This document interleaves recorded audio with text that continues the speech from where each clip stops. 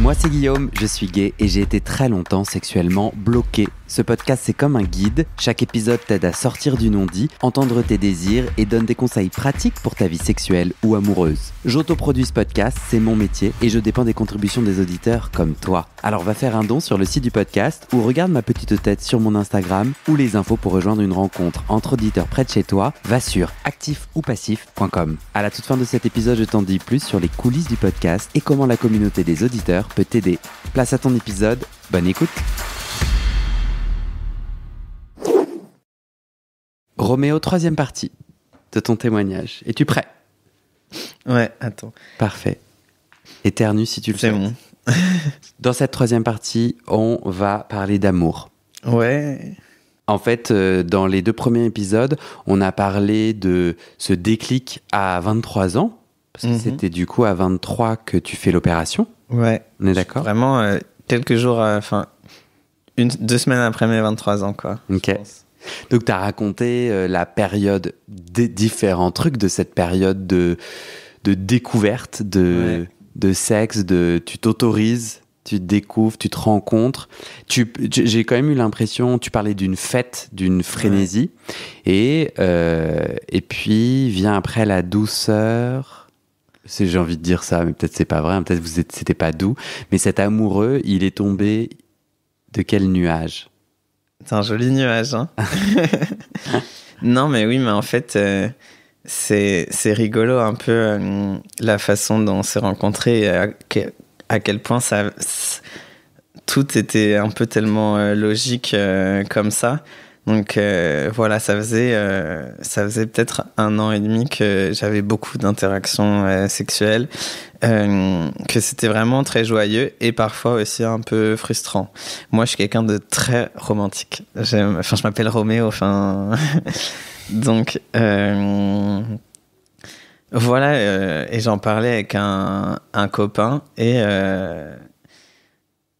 je sais pas, il me disait voilà qu'il fallait qu'on manifeste l'amour, tu vois, un peu ensemble, que c'était le moment qu'il fallait qu'on ait une nouvelle histoire, tu vois, okay. Une vraie histoire. Et c'est le moment, en fait, c'est un peu et c'est pas étrange, mais bon, en fait, j'ai choisi mon prénom Roméo vraiment tardivement, un peu à ce moment-là, parce que j'aimais beaucoup mon prénom d'avant et je l'avais un peu raccourci et tout le monde m'appelait comme ça et ça me saoulait de devoir changer de prénom, mais j'arrivais un peu au bout de ça. Il y a un moment donné où j'étais en mode j'en ai marre de pas avoir un prénom où les gens me disent mais c'est pas un prénom, ou savent pas si c'est un prénom de mec ou de meuf, ou enfin bref, ça me fatiguait. J'étais en mode, il est temps que je me renomme, mais vraiment, ça faisait...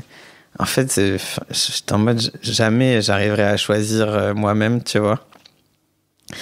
Un prénom, il faut qu'il me tombe dessus. Et donc, il y a voilà, une semaine où je pars un peu à des rencontres gays à la campagne, comme ça.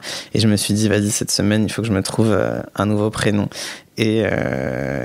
Et j'ai une copine qui faisait genre à manger à la fenêtre de la cuisine, et il y avait un peu, du coup moi j'étais en bas et c'était un peu haut comme ça, et elle m'appelle pour rigoler, tu vois, elle me dit oh Roméo, et j'étais en mode ouais mais Roméo c'est trop bien, et bam il t'est tombé dessus.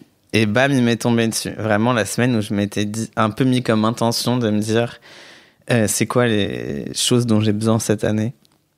C'est quoi les nouveaux départs, et l'idée, et voilà, de me dire en fait là il est temps que je trouve un nom. Et j'avais un autre copain qui cherchait un nom et on faisait des listes comme ça, on en parlait, enfin c'était vraiment le sujet de la semaine, et du coup vraiment il m'est tombé dessus et j'étais en mode c'est ouf, parce que je voulais pas un prénom basique.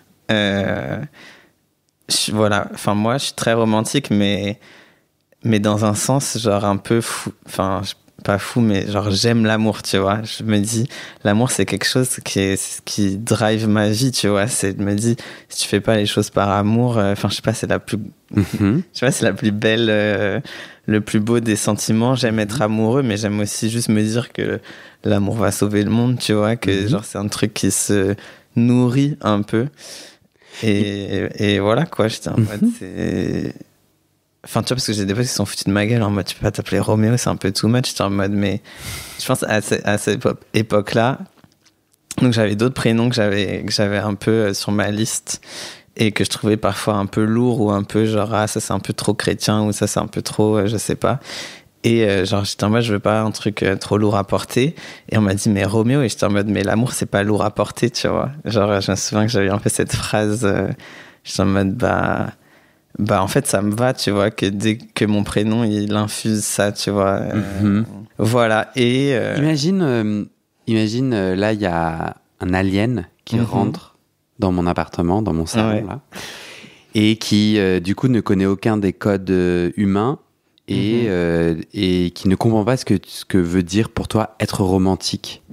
Si tu devais décrire des gestes, des mots, des situations qui pourraient clarifier, illustrer ce que ça veut dire pour toi d'être romantique. Bon, déjà, j'aime beaucoup être amoureux, juste la sensation physique de beaucoup y penser, d'excitation, de papillons dans le ventre, tu vois. Ce genre de choses, c'est un peu un frémissement que j'aime aller chercher, tu vois. Ok, donc l'alien n'a pas de ventre, mais il est là, ok, papillon. Donc toi, concrètement, tu ressens, quand tu es amoureux, à l'endroit de ton cœur ? Ouais. Ok. J'ai le cœur qui bat vite quand j'y pense, quand je vois la personne, à l'idée que je vais voir la personne. Mais je suis trop jaloux. Moi, je suis pas sûr de. J'ai ressenti des choses fortes, mais j'ai jamais ressenti ces papillons. Ah ouais? Comme ça, non? Mais 30 ans. Moi, je dirais pas que c'est tout le. Enfin, ça m'est pas arrivé tout le temps, tu vois, mais c'est pour ça que c'est un truc que tu vois, c'est un sentiment, je pense, que je vais chercher, puisque je trouve que c'est rare aussi et que c'est trop beau. Donc c'est d'abord cérébral. À l'alien, on lui dit... Il y a des sensations physiques de connexion, de battement de cœur, ça c'est sûr. Et après, être romantique, pour moi, c'est des preuves... Enfin, je sais pas, c'est un peu des preuves d'amour. En vrai, j'aime beaucoup, tu vois, faire des cadeaux, faire un petit dîner... Enfin, je sais pas, être tactile... faire des surprises, enfin je sais pas. Okay. C'est quoi le dernier cadeau que t'as, ou un cadeau que t'étais content d'offrir et qui était romantique pour toi? Attends, j'ai un trou alors qu'un peu j'en ai fait plein. Parce que en fait j'aime bien aussi faire des cadeaux qui sont pas forcément, tu vois, je vais pas t'offrir des roses et tout parce que je trouve ça aussi un peu capitaliste ou qu'il n'y a pas trop d'intérêt, mais je me dire, je me souviens que la personne avait besoin de ça et du coup ça me fait trop plaisir d'y avoir pensé et d'y offrir. Donc par exemple à mon chéri à Noël, j'ai offert des bouchons d'oreilles un peu spécifiques parce qu'il est sourd d'une oreille et qu'il est très sensible au bruit et du coup que ceux-là on me les avait beaucoup recommandés, etc. Tu vois. Donc, là c'est les petites attentions, les petites attentions quoi. Ouais. Langage de l'amour. Ok. Tu dirais autre chose pour dire l'importance d'être romantique pour toi ou ce que ça veut dire d'être romantique pour toi? Peut-être je dirais c'est d'accorder à l'amour une place dans ta vie, tu vois, et du coup dans tes choix, tu vois, aussi de qu'est-ce que je mets en priorité. Enfin en fait on a tous nos amis, notre travail, notre amour, et en fait la société est quand même plutôt faite pour qu'on donne une place à l'amour dans le sens famille et couple, mais vraiment c'est me dire je veux mettre une place à l'amour dans ma vie qui soit pas que famille et couple mais juste à l'amour en général. Donc tu vois, de me dire en fait que c'est un endroit où du coup mon couple, en l'occurrence, un endroit où je mets de l'énergie, où je mets de l'engagement, où je mets des projections, et aussi en fait à l'amour que je porte à mes amis, tu vois. C'est aussi un endroit où je mets aussi de l'énergie et des projections et de l'attention. Super. T'as dit avec mon pote, on voulait manifester. Ouais. Ça c'est un truc de jeune. Ça y est, je suis plus jeune moi. Mais je suis sur le TikTok. Ouais. Et donc manifester, c'est un truc qui a toujours existé, mais là je vais avoir l'air d'un vieux con si je dis ça. Mais en tout cas, c'est de verbaliser, c'est comme ça que moi je l'ai compris. Après, je te donne la parole.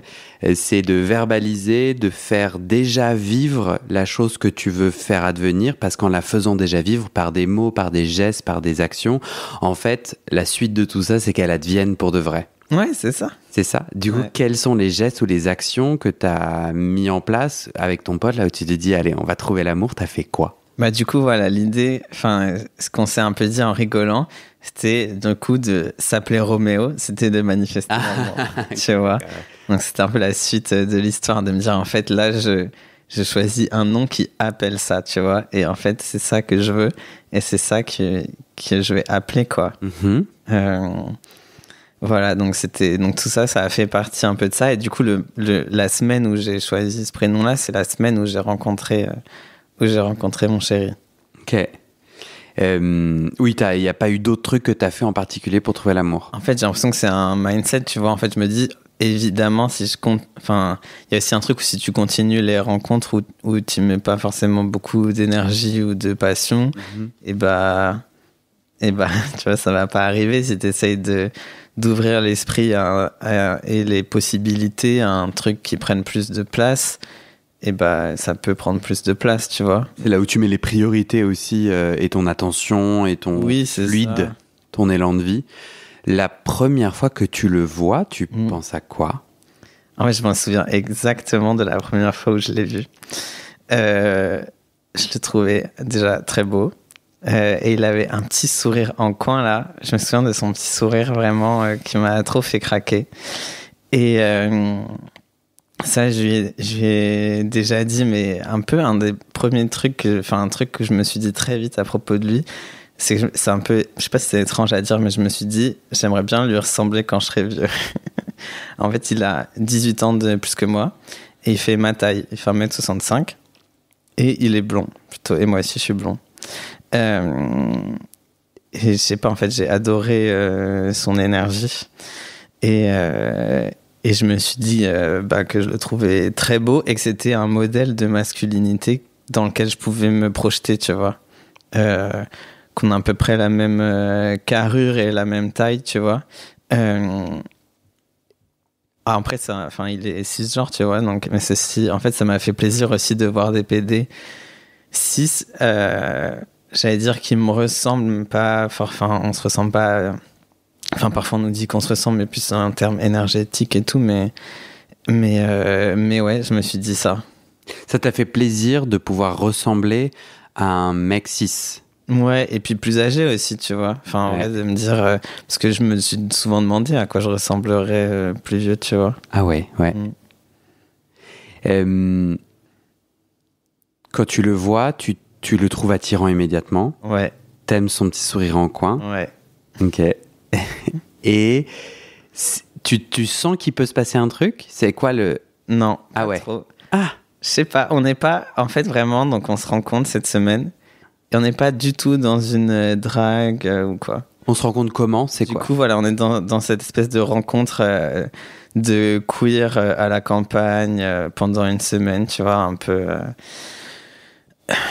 hippie, un peu politique, un peu, voilà, qu'est-ce qu'on fait ensemble? Et on est, je pense, donc moi j'étais avec des copains, j'étais venu avec des copains, donc il y avait des gens que je connaissais, pas mal de gens que je connaissais pas, donc lui il était là, et ouais, au début il y a pas vraiment de drague, il y a pas de tension. Moi j'ai des interactions sexuelles avec 2 autres personnes cette semaine-là et pas lui, quoi.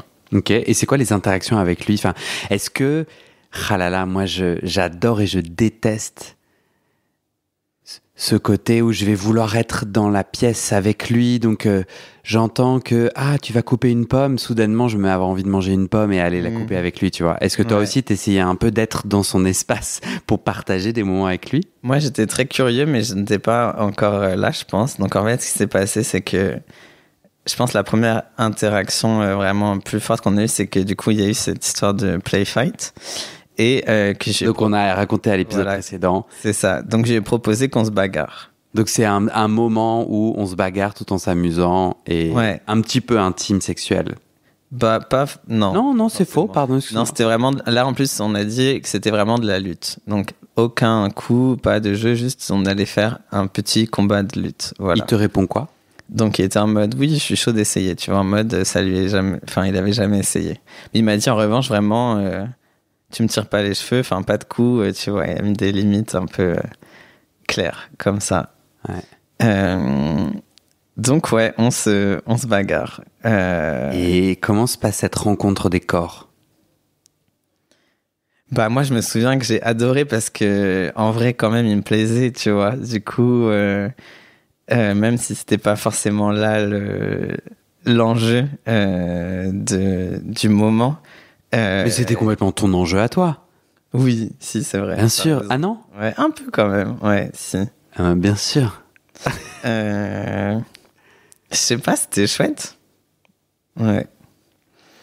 Et après, voilà, suite à ça... Tu sais à quoi je pense? Non. À l'odeur. Parce qu'en fait, moi, je trouve qu'on rencontre les gens aussi par leur odeur. Il y a des odeurs qui nous excitent et d'autres pas. T'es d'accord avec ça? Ouais.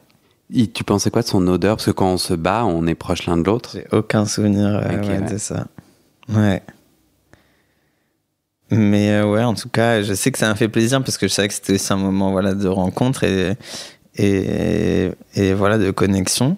Et suite à ça, du coup, on a vraiment parlé un peu toute la soirée, quoi. Et là, on s'est vraiment dit, ah bah, viens, on se rencontre, tu vois, viens, on se parle. Et du coup, on a passé, je pense, 3 heures un peu à se raconter nos vies, comme ça. Sans vraiment enjeu de séduction, je précise. Tu le précises pourquoi? Parce que moi, je sais quand je drague et je sais quand... Ouais. Enfin, tu vois, je peux être très frontal. Et là, j'ai pas l'impression que c'était ça qui se passait. Il y avait pas un truc de « Oh, ta main, elle est proche de moi. Oh, si je rapprochais je comprends complètement. mon visage. » Non, on était vraiment en mode « Ah, c'est quoi ta vie? Qu'est-ce qui t'a amené là ?» Voilà, un peu vraiment de rencontre. Et à la fin de cette soirée, il m'a vraiment dit enchanté, tu vois, vraiment en mode je suis content de te rencontrer, tu vois. Et alors, le moment où quand même j'ai fait un move, je pense, donc c'est le dernier soir de cette semaine-là, il y avait presque tout le monde qui était parti. Et j'étais trop triste. Je sais pas, j'étais triste parce que c'était la fin, que je travaillais le lendemain. C'était mon anniversaire de testostérone, ça faisait 4 ans que j'étais sous testo. Et je sais pas, j'étais en mode, il y a plus grand monde et tout. Et en fait, ce que j'ai pas dit, c'est que lui, il était venu avec un amant à lui. Donc, ils dormaient ensemble tous les deux. Et mais moi, ça active aussi ce que mes potes appelaient mon kink couple, en fait. Je les trouvais très beaux ensemble. Je trouvais qu'ils avaient une très belle complicité. Et donc, ça m'excitait pas mal, quoi. Donc, voilà. Et du coup, là, le dernier soir, je leur dis « Ah, il n'y a plus personne, j'ai rangé ma tente, est-ce que je peux dormir avec vous ?» Alain. Et c'était en mode dormir, tu veux dire il y a plein de matelas qui restent ou tu veux... Enfin, précise ta demande, tu vois. Est-ce que oui, parce qu'il y avait un espace où tu pouvais genre, tu vois, prendre ton propre matelas? Oui, voilà, clairement. Non. Et du coup, j'ai dit, bah non, plutôt avec vous deux, quoi, tu vois. Donc moi, j'adore être au milieu et tout, tu vois. Et il m'a dit, bah attends, je vais lui demander. Et après, il m'a dit, ouais, c'est bon, vas-y. Et en fait, mon mec, il m'a pas du tout laissé être au milieu. Il m'a pris dans ses bras. Et du coup, l'autre, je l'ai même pas vu de la nuit, quoi, en gros. Ok. C'était quoi leur situation romantico-amoureuse? Ils étaient amants, mais en relation ouverte? Ouais, en gros, ils se connaissaient depuis genre au moins 15 ans. Et ils avaient été un peu on-off. Et là, plutôt, ils étaient un peu on. Voilà. Mais ils étaient amis en premier lieu. Et à ce moment-là, ils étaient amants aussi, quoi. L'amant s'est senti délaissé ou pas du tout? Je crois pas. Il a juste pioncé. Ok. Voilà. Et donc là, franchement, j'étais assez étonné, même moi-même, par cette nuit, tu vois. Franchement, moi, si je suis l'amant, flemme intergalactique de ce qui est en train de se passer. Ah ouais? Ah ouais, moi déjà, en fait, genre, il y a plein de matelas. Ouais. La nuit, c'est sacré. J'ai envie de bien dormir. Donc, soit en fait, il se passe quelque chose ensemble, soit en fait, vous me laissez dormir bien avec tout mon confort. Tout le monde a bien dormi, hein. Enfin, on a vraiment juste dormi, hein. Du coup, c'est vraiment ça. Moi, j'étais un peu surpris parce que juste, tu vois, on s'est dit bonne nuit tous les trois. J'étais content de pas être tout seul, tu vois. Il y avait juste un peu un truc de care comme ça, tu vois. Et voilà. Et juste, il m'a pris dans ses bras et je pensais pas qu'il me prendrait dans ses bras aussi fort, j'ai envie de dire. Tu vois, j'étais juste en mode on va dormir. C'est ce que tu souhaitais au fond. Bah, j'étais content. Pas faire un truc à 3, quoi. Pas être dans un moment à 3. Parce qu'il aurait été très simple de dire à son oreille « Attends, viens, on change de position pour inclure l'autre. » Mais après, comme tu vois, il n'y avait rien de sexuel, tu vois, c'était vraiment... on va dormir. Du coup, il n'y avait pas trop un truc de... Ah non, on allait dormir à 3. Là, soudainement, en fait, on dort à 2 plus 1. Bon, c'est pas... Mais non, non, ça... Ok. En tout cas, tout s'est bien passé, ouais. Il n'y a pas eu d'interaction sexuelle. Et oui, j'étais pas... je pense que ça me déclenche, ça me trigger parce que j'ai du mal, moi, avec le rejet. Ça me fait très, très peur, tu vois. Ouais. Et du coup, le moment où on s'était dit on va passer un moment à 3, pas forcément sexuel, et qu'en fait, c'est un moment à 2, et que moi, en fait, je suis à côté et pas du tout connecté, moi, ça vient me chercher à mon endroit d'insécurité, quoi. C'est tout. C'est pour ça que je creuse un peu. Mais possiblement, le gars, il pionçait tranquille, il est ultra mais en plus, solide je pense dans que c'est pas exactement la façon dont ça s'est passé non plus, parce que moi, je lui ai demandé à lui, donc à mon mec aujourd'hui, si je pouvais dormir avec eux. Il m'a dit, attends, je vais lui demander à l'autre. L'autre, il a dit oui, mais après, du coup, lui, il est revenu me dire, bah, il a dit oui. Enfin, tu vois, et il m'a aussi dit, il nous rejoindra plus tard, et là, il va fumer des clopes, non. Et du coup, et en plus, je pense que du coup, quand il est arrivé le troisième, il a aussi pris l'autre dans ses bras, tu vois. Donc, je pense que c'était quand même plutôt une chaîne que j'étais curieux de pas être au milieu de la chaîne parce que j'aime bien. Compris. Mais c'était pas, non, je pense que c'était quand même assez fluide. Mais c'est un moment super intime de dormir ensemble, non ? Du coup, c'était super intime et je me suis réveillé, j'étais un peu en mode et bah, tu vois. Enfin, ouais, voilà, j'étais un peu surpris et content. Et je suis rentré chez moi et... Il habite où, mon chéri, à ce moment-là ? Et tu l'as pas nommé, donc... À Bruxelles. Il habite à Bruxelles. Et toi, à ce moment-là, tu habites à Paris, ouais. Ce qui est toujours le cas en vrai. Et donc moi je rentre à Paris, lui il rentre à Bruxelles et une semaine après il doit passer par Paris parce qu'il prend un avion pour Barcelone depuis Paris.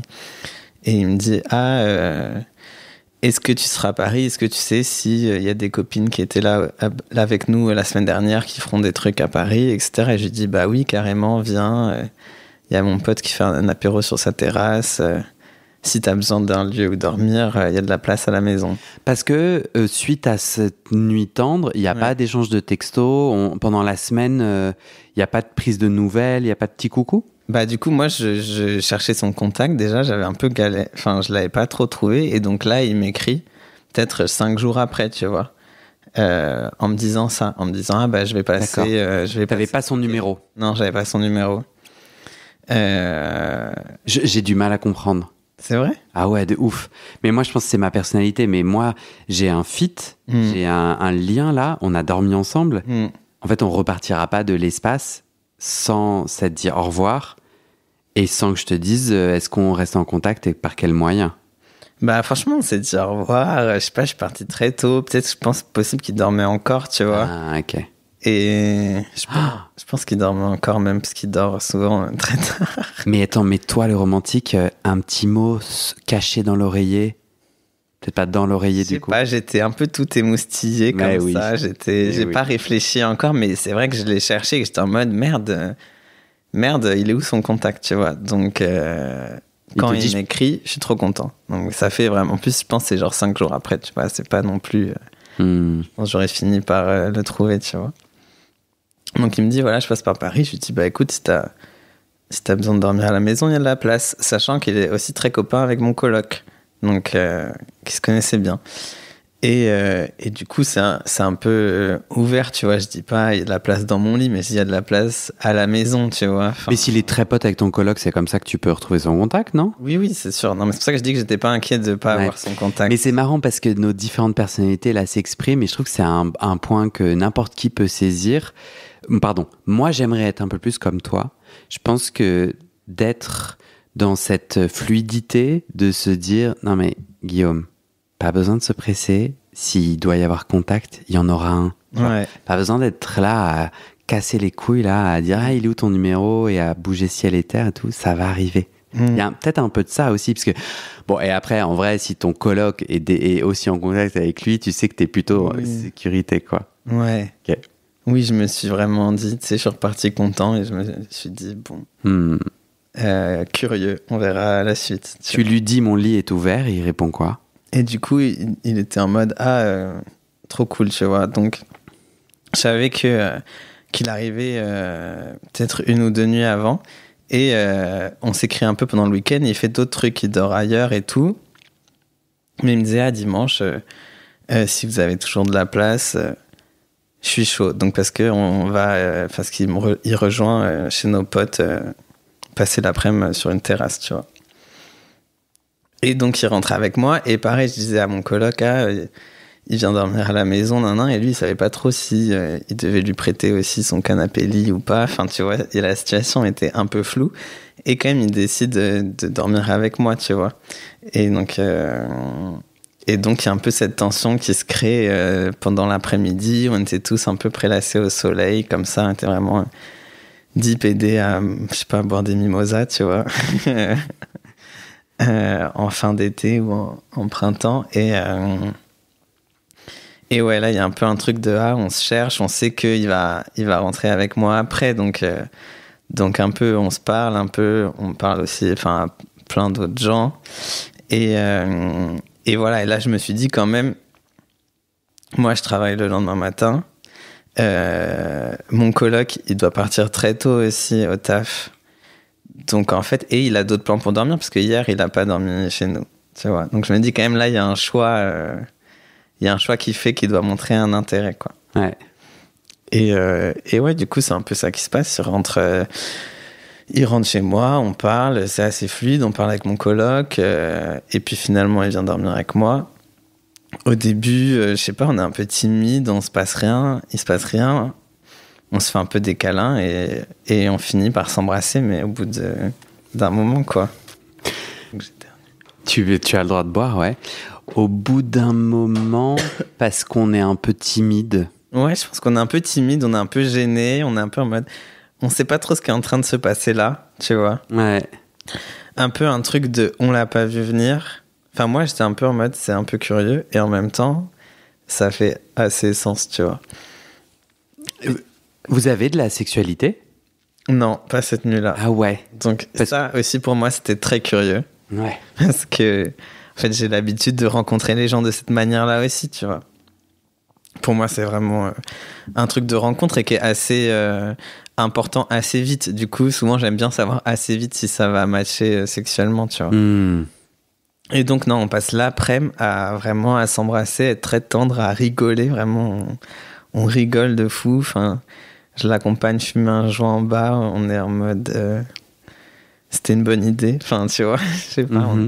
Et en même temps, à se dire, c'est un peu rigolo et c'est un peu étrange et je sais pas, ça présage plutôt des jolies choses. Ni lui ni toi ne ressent un feu intérieur qui fait glisser le moment dans quelque chose de plus... Ah si, moi j'étais... T'es d'accord ? Ah ouais. Moi j'étais en train de surchauffer, quoi. Bien sûr. Clairement. Et je sais pas, il y a des moments où je pense que ça monte un peu et ça redescend. Et lui me le dit aussi, il me dit, parfois je suis un peu... on-off comme ça, tu vois, donc il y a des... Toi, tu essayes, du coup, le moment où ça chauffe, t'essayes de... Je pense que je vais vers ça plutôt un peu, tu vois. Et lui recule. Parfois, ouais. Enfin, oui, ça y recule un peu, ouais. Ouais. Je pense. Pendant la nuit, pareil, c'est de l'affection. Ouais. Vous êtes en train de tomber amoureux, quoi. Bah, c'est minute 1, mais... Je sais pas, un peu, ouais. Enfin, moi, je sais que je me suis réveillé chamboulé. J'étais en mode, waouh. Et il part. Ouais. Je pense qu'il y a bientôt, quoi. Ouais. J'ai beaucoup à apprendre en termes de décontraction. On sait pas quand est-ce qu'on se reverra. Non. Mais on se dit qu'on a envie de se revoir. Ouais. C'est génial. Ouais. Et tu vois, Barcelone, il m'envoie 2 petits messages, mais peut-être à 5 jours d'écart, tu vois. On n'est pas dans un truc de communication de ouf. Ouais. Oui, il est à Barcelone, lui. Il est parti à Barcelone. Ouais. Il m'envoie une photo de la mer où il est hyper beau. Genre vraiment torse nu avec plein de colliers. Et la mer, il me dit genre, la mer te fait coucou, un truc comme ça. Donc, il m'a l'air très stratégique. C'est ce qu'il fait, non ? Bah, oui, j'imagine. Tu vois.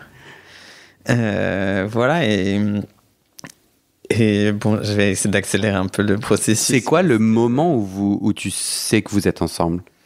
Donc, c'est bien parce qu'on en a parlé. On a décidé d'une date ensemble. Avant cet entretien? Non, c'était il y a un moment. Ok. Je pense que c'était avant nos 1 an. On était en mode, c'est quand nos 1 an, tu vois. Très bien. Et du coup, on a décidé ensemble d'une date. Donc, la première fois, on s'est embrassés. Cette nuit que je viens de te raconter là, c'était le 14 mai. Et la date qu'on a définie où le moment où on est ensemble, c'est le 18 août. Donc, il y a quand même eu un peu des... Il y a eu du temps qui est passé. Juste par esprit de précision, je croyais que vous étiez rencontrés un été dans une maison de campagne avec d'autres PD à faire du play fight. Ouais. Et du coup, pourquoi votre rencontre, c'est en mai? Bah non, c'était au printemps. Alors. Ok. Mais c'était la même chose que tu viens de décrire, mais au printemps. Très bien. Ok. Oui, donc mai, juin, juillet, août... Ça navigue. Voilà, c'est l'été, ça navigue, on se croise, il repasse à Paris sur le chemin de Marseille, on refait un peu une nuit un peu pareille comme ça. Tu t'inventes des besoins professionnels et personnels à Bruxelles? Non, mais il me dit... Urgence chocolat? Pas du tout, mais il me dit, si tu veux venir à Bruxelles, mon lit est ouvert, tu vois. Mais je veux venir à Bruxelles. Je veux venir à Bruxelles, exactement. Donc il repasse par Paris une nuit en rentrant de Marseille. Et là, moi je me dis, vas-y, faut que j'aille le voir à Bruxelles, et j'ai un super copain qui avait un amant à Bruxelles aussi, et on part tous les deux en voiture, et ils se connaissaient les deux, et on se dit on va faire un week-end chez nos amants bruxellois. Et du coup c'était un peu drôle, on a un peu traîné à 4, donc là je suis allé passer le week-end chez lui. On a couché ensemble pour la première fois, moi j'en pouvais plus vraiment. C'était comment cette première fois? Souvent la première fois elle est soit survendue, enfin en fait on arrive avec plein d'attentes, plein d'excitation possiblement, et puis de potentielle incompréhension entre des corps qui ne se connaissent pas encore.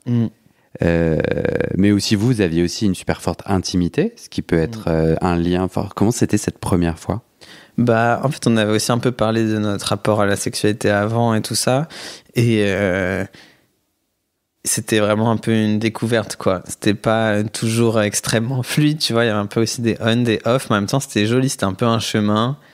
On n'y allait pas. Il y avait aussi des... Moi, ça m'a fait vraiment du bien aussi, parce que je trépignais un peu, tu vois. Et... Il y avait un truc en particulier qui te faisait trépigner?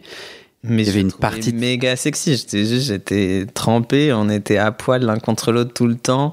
Tu vois, je le sens bander dans la nuit et genre vraiment un coup de bassin et ça glisse, tu vois, mais ça glisse pas et t'es en mode. Et pourquoi tu lui montes pas dessus? Non, mais bah après, tu sais, je sais pas, tu sens l'ambiance et. Alors, je sens peut-être pas toujours très bien l'ambiance. Je sais pas. Je pense que j'aurais un peu attaqué, moi. Mais bien sûr, déjà, s'il est en train de dormir, non. Mais tu vois, de le gratouiller et tout, non. Toi, tu es assez... Ouais. Bah, t'es pas parti... Voilà, Bah, tu vois, quand ça monte à 2, clairement, je montre que j'en ai envie. Si ça redescend un peu... Enfin, on en a parlé, tu vois. Enfin, franchement, on était en mode... Bah, moi, c'était clair que j'en avais envie. J'étais en mode, prends ton temps. Enfin, tu vois, il faut que ce soit fluide pour tout le monde, quoi. Ouais. Tu sentais que lui avait peut-être aussi... Tu respectais aussi son timing, quoi. Bah oui, grave. Et il m'a dit ça ce week-end, que d'ailleurs, j'étais un peu étonné. Il m'a dit justement qu'il voulait plus prendre le temps avec les gens avec qui il voulait avoir une relation, tu vois. Et j'étais en mode, waouh, ça veut dire que tu vas avoir une relation avec moi, tu vois, sous-texte, tu vois. Génial. Mais du coup, il disait, voilà, qu'il voulait plus prendre son temps à cet endroit-là. Et du coup, bah, j'étais en mode, bah, évidemment, ça se respecte, surtout si en plus tu es en train de me dire que tu envisages un futur, tu vois, enfin, ou en tout cas... Ah ouais, une relation, moi, ça m'inspire de ouf. Ça m'inspire vachement. Moi, dans ma vie, le sexe est devenu facile et délicieux. Pour moi, facile, c'est pas synonyme de négatif du tout. Ouais. Mais c'est devenu tant mieux, enfin, quelque chose qui est fluide pour moi, qui est plus fluide en tout cas. Et j'ai fantasmé, j'ai rencontré un mec, bon, finalement, ça s'est pas fait, mais il y avait un gars, je sentais de ouf. Et un matin, je me suis réveillé, on était censé se voir, en fait. Il habite pas à Paris et on s'était mis une date. Et moi, j'adore ça. Parce qu'en fait, je sais qu'on va se voir dans une semaine. Donc, je suis là, genre, yes, dans une semaine, tu vois. Et je me suis réveillé un matin en me disant, j'ai envie qu'on reste en caleçon. ou je sais pas, en sous-vêtements, je m'en fous, mais j'ai envie que une partie de notre nudité soit pas tout à fait disponible et qu'il y ait cette tension. Tu vois ce que je veux dire? Et que, en fait, on est attirés l'un par l'autre, on aura tout le temps d'aller trifouiller à gauche, à droite et tout. Ouais. Et si, genre, et si moi, Guillaume, je profitais vraiment de... Comment je profiterais vraiment de cet instant de découverte Et je me suis dit, j'ai envie de garder le caleçon. Et bon, c'est ce que vous avez fait petit à petit, quoi. Enfin, c'est ce que vous avez fait, puis pouf, puis pouf plus, quoi. T'avais des appréhensions par rapport à votre sexualité? Parce que là, on te saisit à un moment, là, on a passé tout un tas de temps à parler de plein d'étapes de ton chemin d'intime et tout. Le moment de cette première fois, il y a 1 an et demi, à la louche, hein. Ouais. Il y a 1 an. Non, plutôt plus, du coup. Ouais, plus 1 an et demi. Tu sens comment? En vrai, je pense que tu as toujours des appréhensions la première fois que tu couches avec quelqu'un. Je pense que je lui avais demandé s'il avait déjà couché avec un mec trans, tu vois. Enfin, qu'il y a aussi cette partie de là qui joue forcément. C'est à quoi il avait dit quoi? En fait, maintenant que j'y pense, je pense que je lui ai demandé après. Et il avait dit genre une fois, quoi. Donc... Mais déjà, ça veut dire oui. Enfin, tu vois, c'est... Tu sais pourquoi tu l'as pas demandé avant? Je pense qu'on n'a pas eu... Enfin, je sais pas, je pense que c'est un peu tôt, tu vois. Pour aller demander, j'ai pas envie de rendre des comptes ou, tu vois. Pourquoi c'est un peu tôt? Parce qu'avec le couple de Berlin, c'était pas un peu tôt? Non, je leur ai pas demandé ça. Je leur ai demandé s'ils savaient que j'étais trans avant de coucher avec. T'as raison. Tu vois. T'as raison. Donc lui, il savait très bien que j'étais trans, en tout cas, c'est sûr. C'est pas la même chose. C'est pas les mêmes choses de dire donne-moi ton historique de... Tu vois. Parce que ça raconte quoi, pour toi, quand il y a un historique? Déjà, peut-être une connaissance juste corporelle, tu vois, qui est plus simple. Et puis une ouverture d'esprit ou une ouverture de désir, tu vois. De me dire, j'ai pas besoin de... prouver que regarde t'as jamais fait mais en fait c'est cool, tu vois. Je sais que si t'as kiffé avec d'autres, peut-être tu vas kiffer avec moi, tu vois. Je comprends, bien sûr. Bien sûr. Ouais, voilà. C'est un amour en ce moment. Du coup il y a peut-être des choses de l'intime que t'as pas envie de partager et t'es pas du tout obligé, tu vois ce que je veux dire. Pour moi c'est vachement important de différencier l'intime qui est partageable parce que ça a du sens, parce que c'est un chemin de conquête personnelle, c'est une joie et c'est une joie partagée, partageable, du jardin secret qui n'a aucun intérêt à être partagé puisque en plus c'est ton jardin secret, tu vois. Évidemment. Mais est-ce qu'il y a quelque chose du chemin de la sexualité que vous avez construite ensemble depuis 1 an et demi que tu as envie de partager? Ouais, je pense. Il y a un truc qui m'a dit au début de notre relation qui m'avait fait vraiment plaisir, que je pense que j'ai le droit de partager. J'ai pas demandé exactement, mais il m'avait dit un truc du genre, j'ai envie d'apprendre à mieux connaître ton corps, tu vois, ou à mieux savoir comment ça fonctionne. Et ça, par exemple, j'étais en mode, c'est cool, tu vois, enfin, de faire ce chemin-là. On s'était dit, vas-y, il faut qu'on fasse un atelier, tu vois, une après-midi où vraiment on se pose et on fait des trucs sexuels et on se dit ça tu kiffes, ça marche comment. J'adore. J'ai appelé ça la tactique du brouillon. On se crée un moment où on s'autorise à c'est brouillon, donc c'est un dessin brouillon ou un texte brouillon, donc j'ai le droit de faire des petites ratures, de réécrire, de changer l'ordre et tout, quoi. Et du coup comme c'est brouillon, on se dit peut-être plus facilement. L'objectif est du coup peut-être pas... Le premier objectif n'est pas le plaisir. Tu vois ce que je veux dire? Ouais, c'est vraiment d'apprendre, quoi. C'est d'apprendre, c'est de dire, mais du coup, là, plus comme ça, cette partie du corps, oui, non, et tout. Vous l'avez fait? Ouais. Oh, j'adore. Ouais, ça fait du bien, tu vois. Et puis après, vraiment juste de dire... même, tu vois, avec... c'est la première fois qu'il était en relation avec un mec trans, tu vois. Lui, il a toujours été avec des mecs. Enfin, je pense qu'il a peut-être couché une fois avec une meuf quand il avait 16 ans, tu vois. Mais sinon, Donc c'est un mec gay, enfin il a 25 ans de sexualité gay derrière lui, quoi.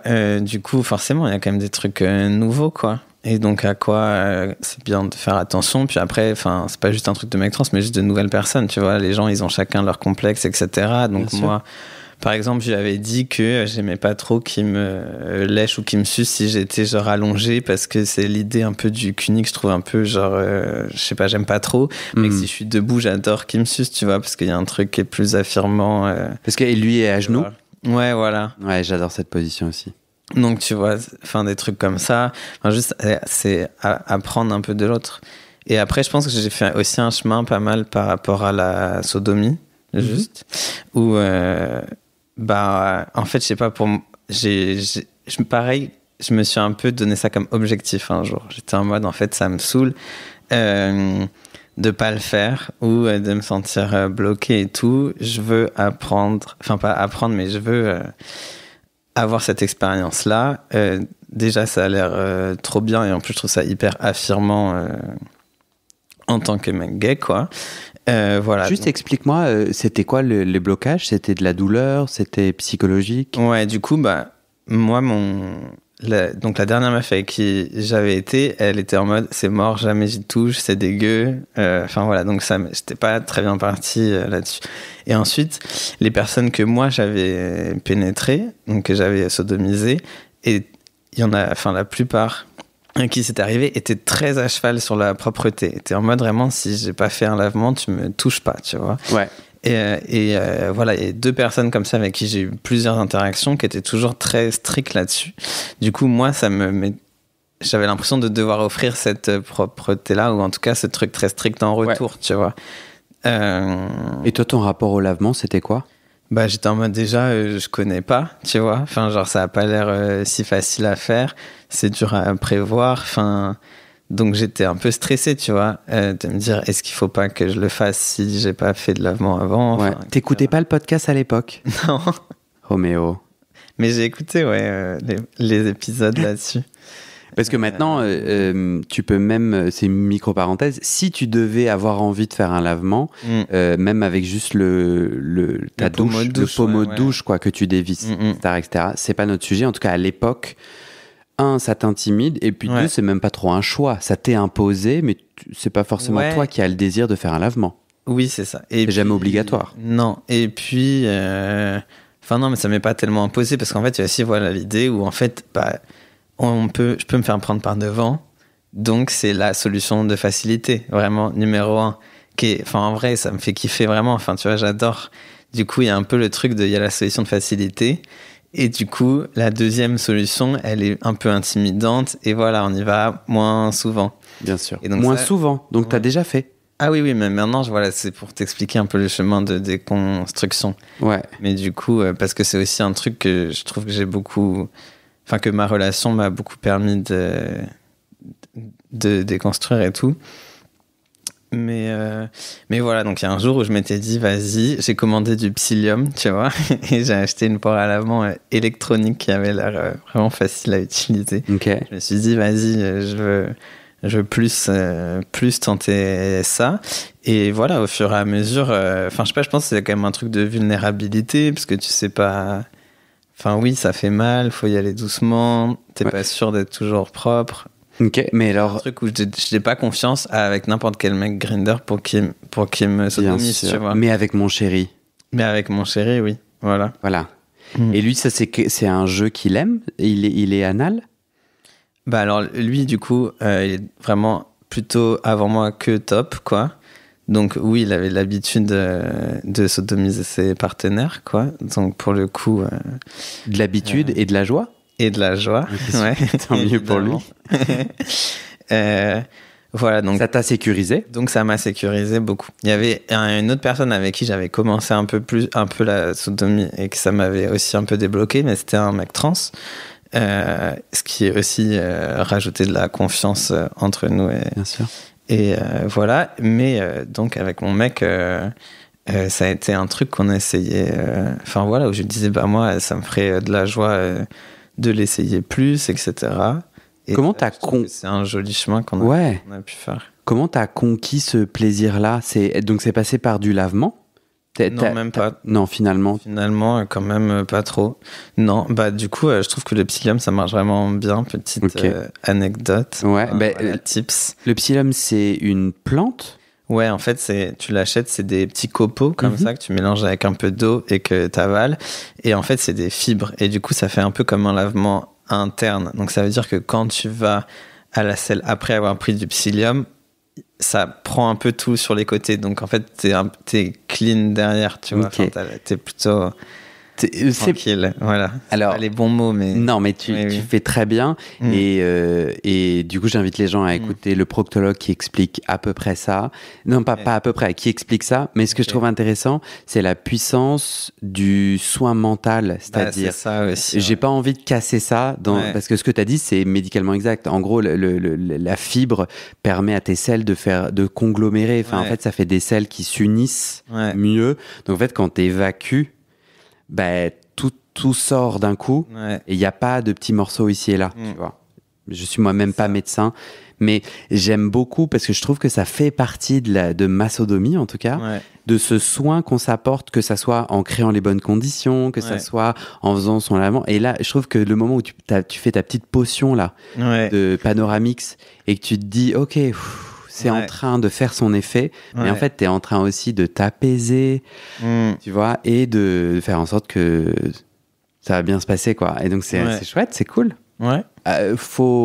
C'est pas mal d'en parler à son médecin pour pas se surdoser, parce que ça reste quand même des compléments alimentaires, mais c'est pas très dangereux, quoi. Ça s'achète en truc bio. Ouais. Pour prendre du bio. Donc, toi, tu continues le psyllium ? Par période. Je sais que j'en ai pris genre tous les jours pendant 6 mois et j'étais en mode ok, c'est bien de faire une pause. Je crois qu'on m'avait aussi dit. Ça te constipe ? Mais non, mais médicalement, on m'avait aussi dit que c'était bien de pas en prendre en continu et de pas s'habituer trop. Mais régulièrement quand même. Ouais. Et toi, ton psyllium, il fait effet parce que là, je trouve souvent j'en prends peut-être 2 jours avant. C'est ça, on est d'accord. Que mon mec il arrive, tu vois, parce que comme on est à distance, on se voit sur genre 4 jours d'affilée, peut-être, tu vois. Trop cool, merci, Moi, j'en ai là dans le placard, juste à côté de toi. Mais je trouve que c'est dégueulasse. Faut prendre genre avec du sirop ou de la compote, ou, tu vois. Ouais, c'est dégueulasse cette affaire. Et puis, au final, moi, j'ai plutôt opté pour l'option lavement. Ok, mais donc, en tout cas, il y a cette partie de propreté que tu as checkée. Ouais, en tout cas, qui m'a, aussi personnellement... rassuré. Et ça passe aussi par des partenaires qui me disent en fait c'est pas grave si c'est pas, enfin tu vois, si c'est pas 100% propre, mais en fait t'as besoin de l'entendre quand même, tu vois, je pense. Je suis complètement d'accord avec toi. Voilà, parce que surtout quand il y a des gens avant qui t'ont dit non c'est une catastrophe, je vais passer 30 minutes dans la salle de bain alors qu'on était dans le lit parce que j'ai peur que, tu vois. Bien sûr. Donc voilà, il y a cette partie plus mentale et puis après c'est fait. Lui a su te montrer le chemin. Vois sur ton chemin. Oui, j'imagine. Il n'est pas très compliqué le chemin. Mais pour que tu comprennes pourquoi je creuse, là j'ai juste ma casquette de. Il y a plein d'auditeuristes qui se voient dans ton blocage, du coup, qui prennent des notes en mode putain, moi j'ai envie de voir comment Roméo a fait et peut-être je peux m'en inspirer. Et donc, si jamais t'as des trucs qui, toi, t'ont débloqué, je t'invite à les dire si t'as le souhait. Quoi. Forcément, un partenaire de confiance. Tu vois. Et après, moi j'avoue, le popper, ça marche très bien pour moi, j'aime bien. Ok. Donc, je trouve que ça aide. Déjà, ça enivre. Donc, en fait, la situation, elle est encore plus sexy, tu sais, il y a un truc où t'es un peu high, mais pendant très peu de temps, quoi. Et puis, ça marche, tu vois, littéralement, ça ouvre le cul. Donc, en fait, si t'as un peu mal ou tu vois que tu vas un peu petit à petit, ça marche, quoi. Je trouve ça bien. Ok. J'aime pas du tout cette stratégie. Ce qui ne l'invalide pas du tout, mais moi, Guillaume, dans ma vie personnelle, pour moi, ça pue le vomi, ce truc, ça me déconnecte complètement. Et je trouve, moi, je milite pour... on a tout en nous pour se décontracter et au contraire, ne pas prendre de chimie pour entendre le blocage, pour du coup lui répondre et prendre soin. Je trouve que c'est vachement important, mais ça veut pas dire le poppers est légal en France. J'ai fait des épisodes dessus avec une personne super experte. À part quelques bêtises qu'on peut faire avec, et il faut juste faire attention, c'est pas si grave. Mais je trouve que parfois on a la hâte, et moi je suis très impatient, on a la hâte que le blocage cesse. Et donc, petit poppers, je sniffe et il y a plus de blocage. Ouais, mais en fait, la sodomie, ce n'est pas censé faire mal. Donc tant que ça fait mal, c'est que on n'a pas encore aligné toutes les conditions psychologiques ou physiques ou matérielles qui le permettent, et c'est ok. Et le blocage est un indice dans le labyrinthe de notre sexualité, tu vois. Ça nous dit plus à gauche que à droite. Non, c'est vrai. Parce que, mais on s'en fout, toi ça marche, faisons à notre guise. Je veux pas être moralisateur. Oui. Du tout. M'en fous complètement. Ok. Donc, vive la sodomie.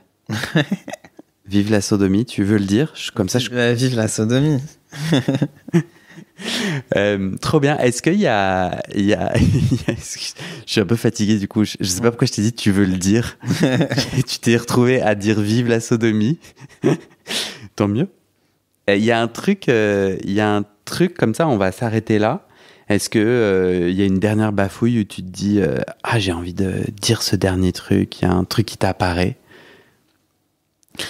Je sais pas. En fait, je réfléchis beaucoup en ce moment, tu vois, à ce que ça veut dire d'être trans et d'être PD, à la communauté vraiment trans PD.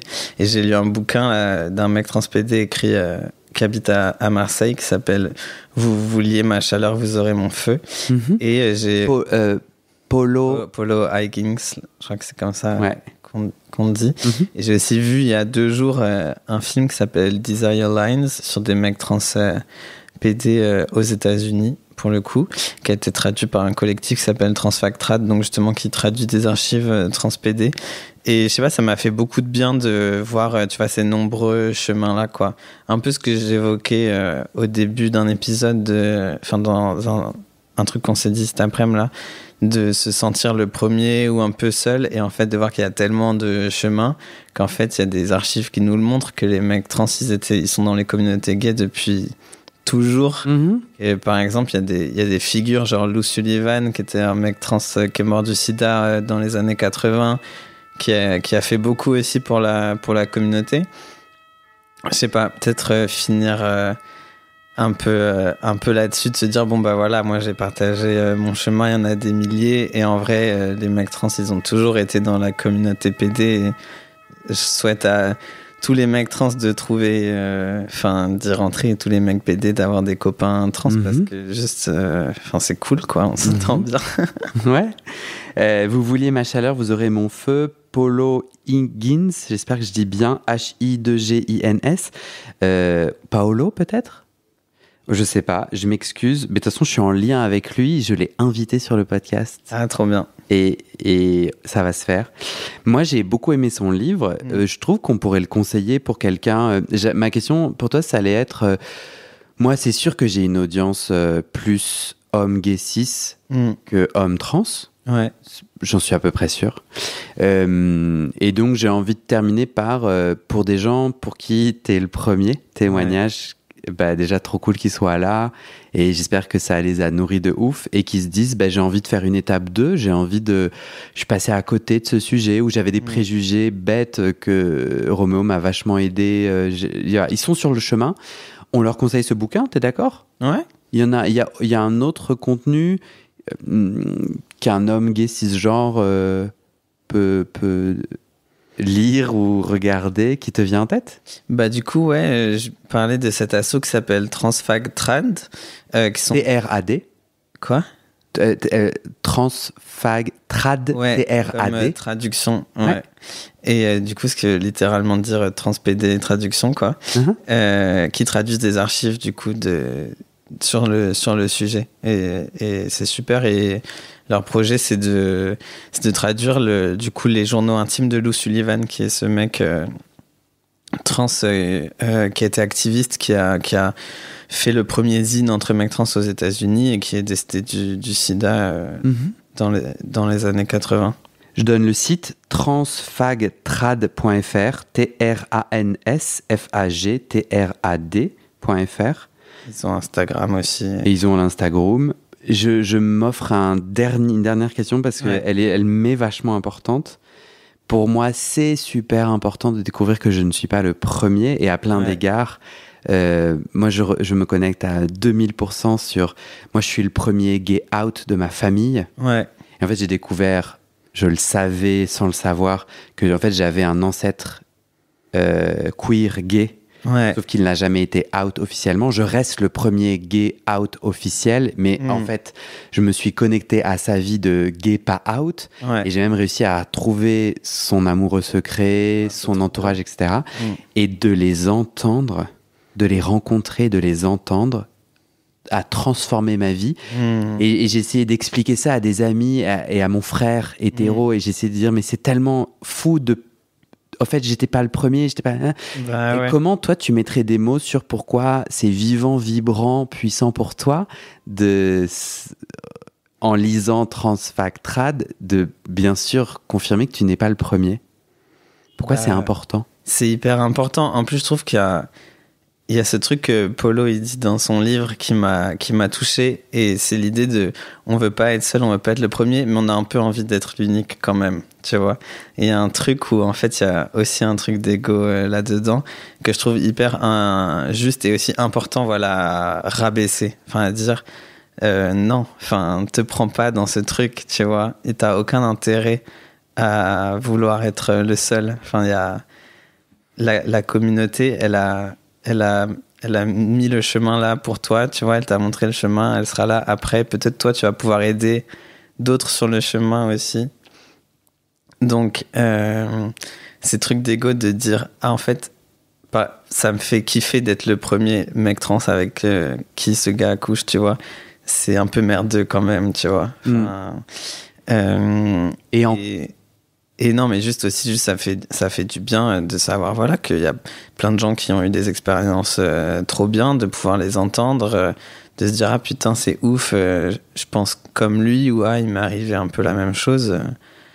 Je sais pas, ça soulage un peu, ça enlève un peu de lourdeur à l'impression qu'on a de notre vécu, quoi. Enfin... Ouais. Le pote de mon ancêtre gay, donc qui était du coup le frère de mon grand-père. Frère de mon grand-père, gay mais dans le placard. Ouais. Il s'appelait René. Et en fait, j'ai retrouvé le bar où il se cachait entre tapettes qui refoulaient. Et c'est le terme utilisé par le propriétaire du bar, qui existe encore aujourd'hui, et qui m'a dit, nous, on était un bar de gays qui se refoulaient, qui se cachaient, quoi. Et le vendredi soir, à 23h, ils baissaient la grille du bar, et ça devenait, en gros, un lieu de sexe. Et il me disait, tu vois, ton oncle, ton grand-oncle, ton grand-oncle, il se mettait là, à côté du bar, et je l'ai jamais vu faire du sexe avec nous, mais il regardait. Et il y a eu un truc ultra puissant de me dire, je crois que ça m'autorise. Je crois que je suis là, ah mais en fait, mais en fait, ton rapport au sexe, tes défis, tes questionnements, mais en fait, tu fais partie d'un continuum, Guillaume. C'est pas nouveau. On veut nous faire croire qu'on est des détraqués, en 2025 encore, tu vois. Moi, je pense que je suis très insulté sur les réseaux sociaux. On exige de moi d'avoir honte. On dit que ce podcast, c'est une honte, que je devrais pas faire parler d'intime, que nanani. Et quelque part, tu vois, ça me légitime, ça m'autorise. Mais évidemment que nos ancêtres, tu vois, nous autorisent aussi à vivre ce qu'ils n'ont pas réussi à vivre, ou à continuer de vivre ce qu'ils ont vécu, et que ça fait du bien, quoi. Parce qu'on grandit dans une chape de plomb. Je crois que être le premier, c'est aussi de la violence. Tu vois? Parce que du coup, tu as l'impression de déchiffrer tout seul, c'est de la solitude. Alors après, il y a une famille choisie qui peut apparaître, des amis, de l'entourage, mais quand même, tu te retournes dans ton arbre généalogique et tu as l'impression un peu de faire tâche, quoi. Et en fait, tu n'es absolument pas le premier. Et il y a un truc, Et je trouve que le futur qui m'inspire de ouf, c'est que moi, en sortant du non-dit, j'autorise mes descendants, le futur, à partir de mes mots, de mes erreurs, de mes idioties. Je dis pas du tout que ce que je fais, c'est bien. Mais moi, je pars de 0 mot, ok, d'une omerta totale, et je pars de rien. Ben, mes suivants, là, mes descendants, ils partiront de putain, cet oncle-là, il nous a cassé les couilles avec son podcast de merde et qui a dit de la merde. Je savais très bien, mais tu pars de là. Tu vois ce que je veux dire? Donc, les queers de demain, de ma famille, ben, on commence quelque part, quoi. Donc, on peut pas. Tu vois, il y a plein de narratifs familiaux qui peuvent plus avoir lieu sur on connaît pas, on sait pas. Ce qui se tisse après, c'est aussi comment l'hétéro devient allié. Le queer qui ne se cache plus exige du reste de la famille hétéro de se positionner en tant qu'allié. Bah, donc, c'est sûr. Donc moi, en fait, j'ai grandi dans une famille qui a dit on se positionne pas, on sait pas, parce que le grand-oncle n'a jamais dit. Et moi, à partir d'aujourd'hui, ce qui change aussi, c'est du coup, vous savez. Donc vous devez vous positionner. Vous devez pas, mais je vous le demande alors, c'est quoi pour vous être allié? Surtout dans un monde où les droits LGBT sont attaqués de partout. Bon. Excuse-moi de cette conclusion un peu longue. Ton dernier mot? Un seul. C'est toi qui auras le mot de la fin. Bah, merci. Merci à toi, Roméo.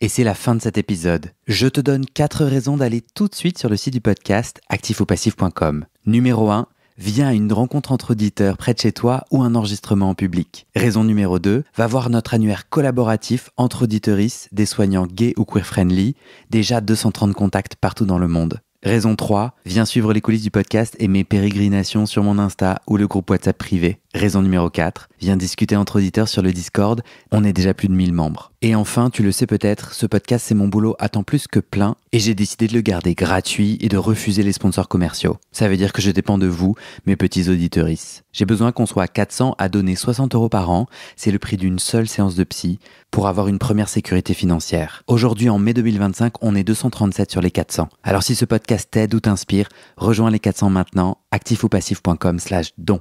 D-O-N. Tu peux aussi m'aider en mettant tout de suite 5 étoiles et en t'abonnant au podcast sur ta plateforme. C'est des petites actions qui poussent l'algorithme à proposer le podcast à plus de gens et ça m'aide à trouver des témoignages et des donateurices. Merci à toi et à très bientôt dans tes oreilles.